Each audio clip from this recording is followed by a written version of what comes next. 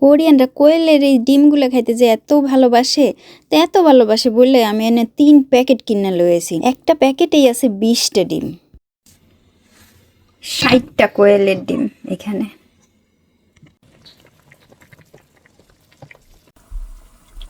Soya sauce, পানি, চিনি।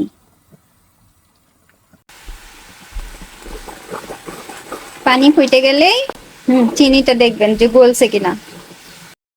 সেদ্ধ করা কোয়েলের ডিম খোসা ছাড়িয়ে নিয়েছি, তারপরে ভালো করে আবার ধুয়েও নিয়েছি।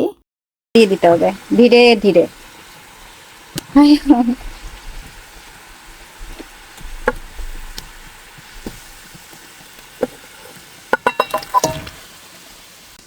দিয়ে মিনিট খানেক জাল দেন, তারপরে নামাই নেবেন।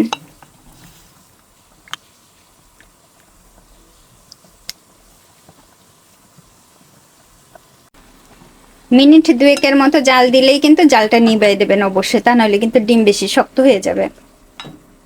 হয়ে গেছে, এখন এটা ঠান্ডা হইলে পরেই খাওয়া যাবে। গরম গরমও খাইতে পারবেন। উপরে একটু সাদা তিল দিয়ে দেবেন, দেখতে সুন্দর লাগবে। হয়ে গেছে কোয়েলের ডিম। কতদিন ভালো যাবে? 1 সপ্তাহ ভালো যাবে।